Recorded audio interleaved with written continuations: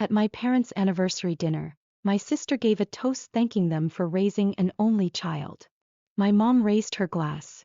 My dad smiled. So I stood up and made an announcement that left everyone speechless. I didn't go there planning to cause a scene. If anything, I went there to finally make peace. To prove once and for all that I could be the bigger person. The venue was exactly what you'd expect from a couple that once argued about whether their dog should have a middle name. Elegant. Polished. A bit too beige. The type of restaurant where the waiters all speak in hushed tones and you don't so much eat the food as admire it from a respectful distance. I arrived 3 minutes early and still felt late. My sister was already there, of course. Hair perfect, makeup flawless, commanding the room with the kind of grace usually reserved for political candidates or cult leaders. She greeted me with an air kiss and that breathy, condescending tone she saves for holidays and public events. "You made it," she said, like she just spotted an old coworker at a bus stop. I smiled back with all the warmth of a paper cut. My mother offered a polite hug. My dad gave me a nod. The kind of nod you give your dentist in the grocery store. I was seated at the far end of the table naturally, next to a ficus and across from my cousin's new boyfriend who introduced himself twice and still got my name wrong. But I didn't complain. I didn't roll my eyes or check my watch or make a scene. I told myself I was here for a reason. That maybe, if I gave them this one gesture things would be different. Better. Or at the very least civil. Because I had brought something. Something meaningful. Something generous. Something I'd been planning quietly for months. The envelope was still in my bag, the corners already soft from being handled too many times. It wasn't just money, it was a gesture. A way of saying, despite everything, I still want this to work. Dinner started. Small talk buzzed like a fluorescent light. My sister talked about a conference she'd spoken at. My parents listened like she'd just read the Constitution from memory. When I mentioned that I'd launched a new freelance project, my mother blinked and said, "That's nice. Do you get benefits with that?" By the time the soup arrived, I had answered a total of 2 questions. Neither of them about me. Then came the toast. My sister stood, glass in hand, smile poised. "I just want to thank everyone for being here to celebrate the 2 people who raised me to be the woman I am today." There was applause. I clapped too, like a well-trained seal. "And I especially want to thank them," she continued, turning to our parents with that same practiced warmth, "for raising the most incredible only child anyone could ask for." And there was. I waited. 1 beat. 2. I thought maybe, someone would laugh. Maybe my mom would look horrified and say, "Oh my God, don't forget your sister." Maybe my dad would clear his throat awkwardly. Anything. But no. My mother raised her glass. My father smiled like he was posing for a Christmas card. Not even a glance in my direction. I could have burst into flames and the only reaction I'd get is someone asking the waiter to refill the water. That's when the sound in my ears went quiet. Not dramatic, not cinematic, just a dull stillness. Like I'd finally accepted a joke everyone else had been laughing at for years. I stood up before I even realized I was moving. I reached into my bag, pulled out the envelope and walked calmly to the center of the room. No glass clinking. No preamble. Just my voice, even and steady. "I had something prepared to give to the people who raised me," I said. "But I think there's been a misunderstanding." There was a ripple of confusion. Heads turned. My sister's face went slack. My mother's lips parted slightly, like she wanted to say something but couldn't quite find the tone that would make it charming. I turned toward the table in the back, where my aunt and uncle were seated like second-string relatives who got the invite out of pity. They looked stunned. My aunt's hand fluttered to her chest. My uncle looked like he wasn't sure whether to stand or sink through the floor. I handed the envelope to them directly. No theatrics. No speeches. Just a simple, "This is for you." Then I sat back down. For a long moment no one said anything. No forks clinked. No chairs shifted. It was the silence of a bomb that hadn't quite finished going off. My sister blinked like she was trying to reboot her brain. My mom tilted her head in that way she does when she's trying to convince herself she didn't just witness something deeply inconvenient.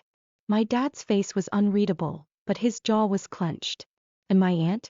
He was staring at the envelope like it was ticking. I didn't say another word. And no one asked. The rest of the dinner passed in that strange, suffocating quiet. Like the moment had sucked the air out of the room and no one was quite sure how to breathe again. But I breathed. For the first time all night I actually breathed. Because I wasn't waiting anymore. Not for validation. Not for permission. Not to be seen. They'd raised an only child, after all. So I gave what I had to someone who actually saw me. They say that when someone shows you who they are, you should believe them. I used to think that was just a quote people slapped on Pinterest boards between photos of minimalist living rooms and avocado toast. But maybe Maya Angelou knew something I didn't. Because my parents. They've been showing me who they are since I was old enough to understand what a golden child was. And more importantly, that I wasn't it. The signs were always there. Subtle at first. Like the way my sister's macaroni art made it to the fridge while mine was quietly repurposed as a grocery list. Or the way my parents clapped when she sang off-key in a school play, but said nothing when I won a regional writing competition. I brought home a little trophy once. I still remember the way my dad glanced at it, then said, "You know, spelling bees don't count as sports." When I turned 8, I asked for a bike. My sister got a pink one with streamers, a matching helmet and training wheels, just in case. I got a long lecture about how I should be happy with hand-me-downs. The hand-me-down was from a neighbor's kid. It still had mud on it. And yet I kept trying. I thought maybe if I was quieter, easier, more helpful, maybe that would earn me a little space. So I babysat, cleaned the kitchen without being asked, and brought home good grades. Straight A's mostly. My mom called them bare minimums. When my sister got a B+ in history, there was cake. When I graduated high school, my parents forgot to book the restaurant they promised. We ended up eating at a fast food place because, as my dad put it, the fries are better anyway. My sister's graduation? They rented a private hall. There was a slideshow, speeches, even party favors with her name on them. You'd think she was giving a TED talk, not picking up a diploma. But I didn't crack. I told myself I didn't need all that. That I wasn't that kind of person. That I was fine keeping my head down. I didn't realize that what I was actually doing was shrinking. Silently, daily, and with practice. My aunt and uncle saw it first. They were never loud about it. They didn't swoop in and declare themselves my saviors. But they were there, in all the small, quiet ways that matter. They used to babysit me when my parents wanted a break. I think I was 5 the first time they picked me up. My mom handed me off like I was a Tupperware container she'd grown tired of. "She's picky about food," she said. "And don't let her stay up too late." They didn't treat me like an inconvenience. They made popcorn and let me watch movies I picked. When I got scared during the never-ending story, my aunt held my hand and said, "He's just pretending to be scary, sweetheart." That was the first time anyone explained fear to me in a way that made sense. I spilled orange juice on their white carpet once and burst into tears. I'd been yelled at for less at home. But my aunt just brought me a towel and said, "It's just a carpet. You're worth more than that." When I was sick in college and couldn't afford cold medicine, my uncle drove 2 hours with soup and cough drops. My dad sent a thumbs-up emoji. No words. Just the emoji. My mom suggested I try herbal tea. When I got my first job and was scared I wouldn't make it, my aunt emailed me every day for a week. Just little things. "You've got this. They're lucky to have you. Proud of you already." Meanwhile, my parents asked if it came with dental. They showed up. For birthdays, for emergencies, for everything in between. When I got out of a toxic relationship and had nowhere to go, they cleared the guest room without hesitation. My mom said I should have tried harder to make it work. When I landed my dream freelance client, I told them first. Not because I didn't want to tell my parents, but because by then I knew how the conversation would go. And I was tired of shrinking. I tried once, just once, to explain all of this to my mom. I told her how much it had hurt, growing up in the shadow of someone who never seemed to have to try. She laughed and said, "You've always been so sensitive. That's your problem." Then she added, "At least we didn't spoil you." And she was right. They didn't. But my aunt and uncle, they didn't spoil me either. They just saw me, listened to me, gave me room to exist without performing. And in this family that was radical. There was a moment, just a few weeks before the anniversary dinner, when I sat at their kitchen table drinking coffee, and realized I was more at home there than I'd ever been in the house I grew up in. My uncle was telling some silly story about setting off the smoke alarm while trying to make pancakes. My aunt rolled her eyes but couldn't stop smiling. They had that ease about them, the kind that comes from loving people without needing to fix them. "I used to wish I was theirs," I said, half laughing, half not.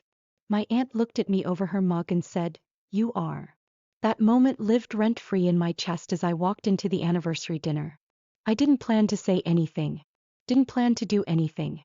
I had the envelope in my bag, yes. But in my head it was still going to my parents.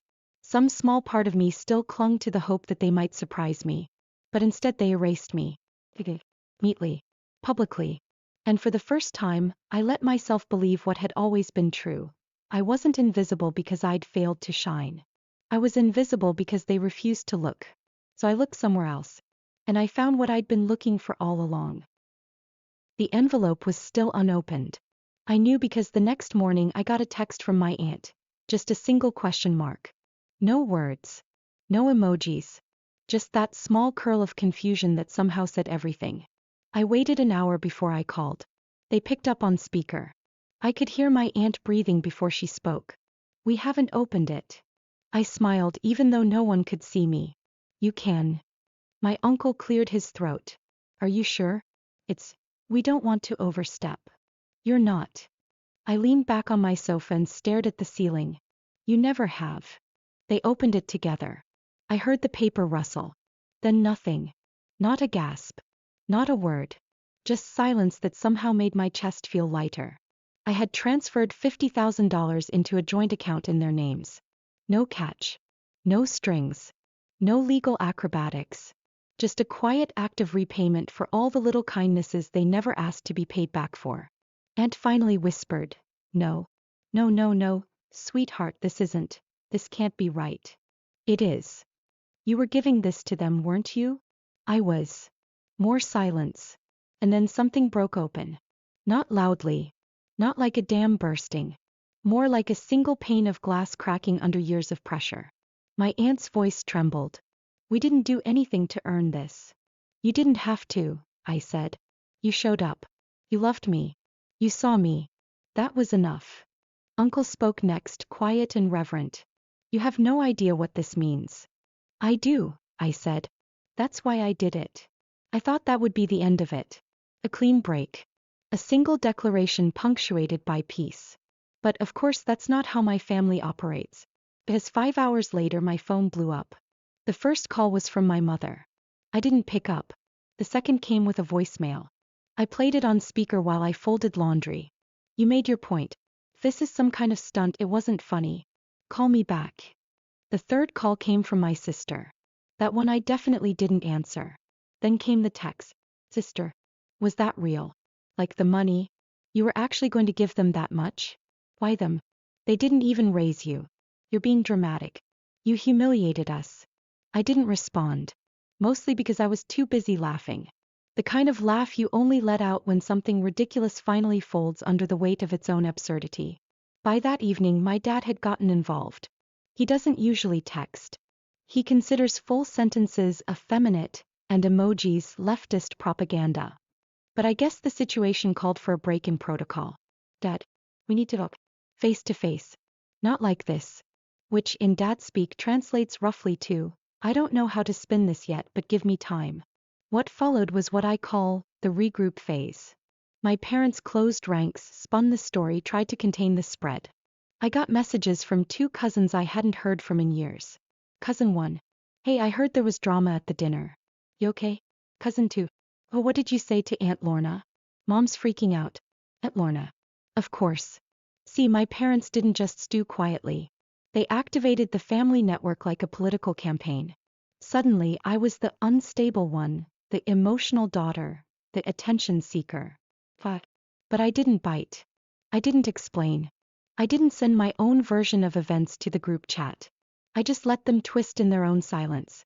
Then came the unannounced visit. It was mid-afternoon, 2 days after the dinner. I opened the door and there they were, my parents. My mother in her pressed blouse and pearl earrings. My father standing like he was about to ask me to step outside and look at his grill setup. I didn't say anything. I just leaned on the doorframe. "We'd like to come in," my mother said. "No." She blinked. My dad looked past me into the living room like I was hiding state secrets in the couch cushions.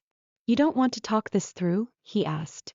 "You didn't seem interested in talking when you raised your glasses to your only child." My mother exhaled sharply. "It was a joke." No one laughed. We didn't mean it like that. Didn't you? I crossed my arms. You had all night. You didn't say a word. He straightened. You blindsided us. That's rich, coming from the people who cut me out with a smile. Dad spoke again. $50,000. That's not a joke. You were going to give that to us. I said. And you gave it to them instead? I didn't answer. As we both knew. That money, my mom said, voice tightening, could have helped us retire early. Pay off the car. Your father's medical bills. I know, I said. That's why I saved it. He stared at me unblinking. So what changed? I smiled. Not kindly. You toasted to your only child. She looked away. My dad clenched his jaw. So this is revenge? No, I said. This is recognition. I gave my thanks to the people who earned it. You're throwing away your family. I'm finally choosing one. They left after that. Not with a slam, but with a quiet door click that felt heavier than it should have. I thought it might stop there. But then my sister joined the offensive. She posted some vague, emotionally manipulative thing online. A photo of my parents' wedding photo captioned, "Some people only show up when they want applause. Real family shows up quietly." I didn't respond. I didn't need to. The next day I got a call from my aunt. "We've been getting messages," she said, sounding embarrassed. "From your mom. And your sister." I figured. They're trying to guilt us. Saying we manipulated you. You didn't. I know. I hate this. We didn't want to be in the middle. You're not, I said. You're where you've always been. Beside me. She didn't say anything for a moment. Then, we're not going to cash it. The money. You are. We don't need it. I know. We can't accept it. Yes, you can, I said. Because I need you to. Because I can't go back in time and make things fair. But I can do this. I can say thank you. Properly. He sniffled. You're going to make me cry. Good. I was starting to feel like I was the only one. That night I sat on my porch with a glass of wine and looked at the stars. I didn't feel triumphant. I didn't feel smug. It felt like something in me had been put back into place. The fallout wasn't over. But I wasn't afraid of it. Because when the dust settled, they'd still be there. My aunt and uncle. The people who never asked for proof. Who never needed a performance. Who knew who I was even when I was still trying to figure it out. And now they knew what they meant to me. Finally. I thought the silence would be the end of it. You know that moment after a storm when everything's eerily still and you convince yourself it's over? That was me. Sitting in the quiet thinking maybe, just maybe, they'd let it go. That maybe my parents would take the loss and retreat into their own cold little bubble. But that's not how people like them operate. The quiet was never peace. It was a setup. It started with a phone call from my cousin Theo, of all people. We hadn't spoken in years. He was the kind of relative who didn't bother remembering birthdays unless it showed up in his Facebook notifications. So when I saw his name pop up, I didn't pick up. He left a voicemail. Hey, just wanted to give you a heads up. Your mom's been saying some things. About you. About the money. You might want to check your socials. I don't use Facebook much anymore, but I logged in. And there was a long, meandering post on my mother's page with just enough vagueness to give her deniability, but all the usual trademarks. Spiritual quotes, passive-aggressive scripture, and just enough weaponized humility to make it look like she was the one bleeding. He never said my name. But she didn't have to. It breaks a parent's heart when their child is led astray by people pretending to love them. Family isn't about money, it's about loyalty. We did our best and now we're being punished for it. Sometimes evil wears a smile. Beneath that, the comments piled up. Church friends. Old neighbors. Acquaintances with too much time and too little information. Praying for your family. You don't deserve this. You raised your daughters right. And my favorite. People forget who carried them when they were helpless. One day they'll regret it. I almost laughed. Almost. But my hands were shaking too hard. Then came the real blow. My aunt called me shaken. She had gotten an anonymous email. No subject line. Just screenshots of old text messages I'd sent years ago. Ones I'd sent in moments of frustration. Complaining about them. Venting. Being messy. Saying things like, I wish they'd stop hovering, and sometimes I just want space.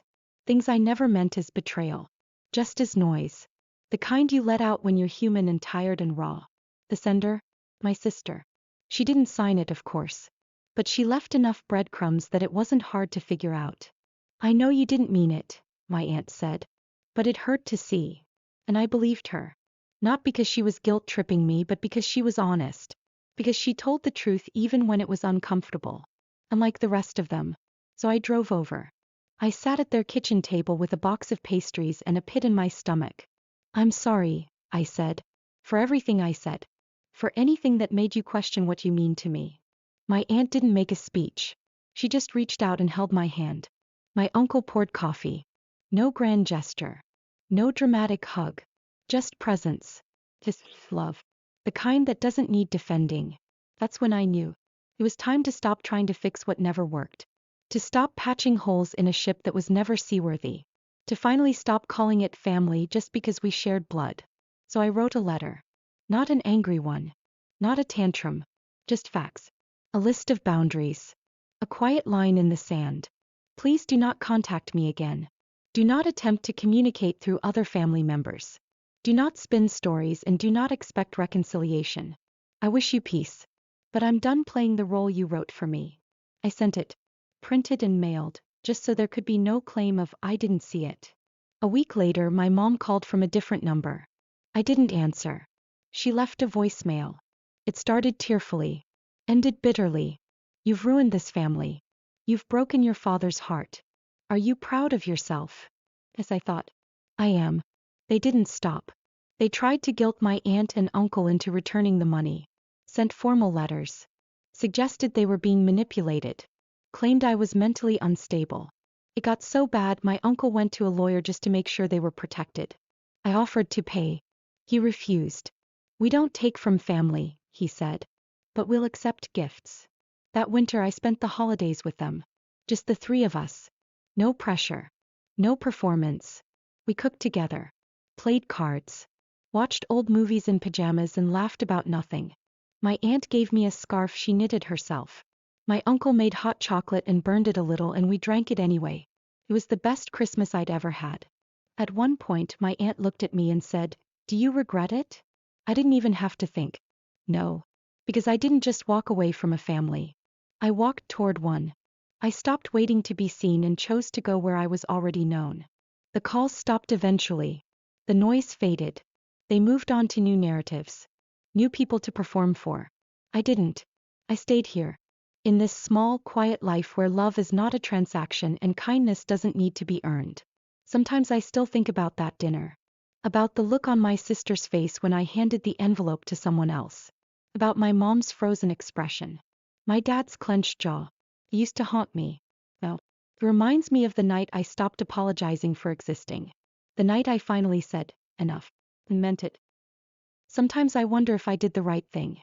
Not the part about giving the money to my aunt and uncle. That still feels right in my bones. But the moment itself.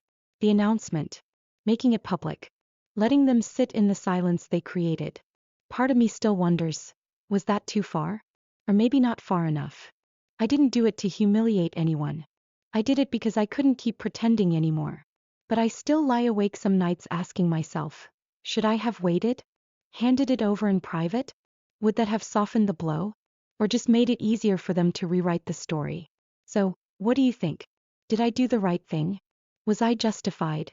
Or was there a better way to walk away? Let me know in the comments. I'd really love to hear what you'd have done in my shoes. And if you want more true feeling stories like this, about families, choices, and standing your ground, make sure to hit subscribe.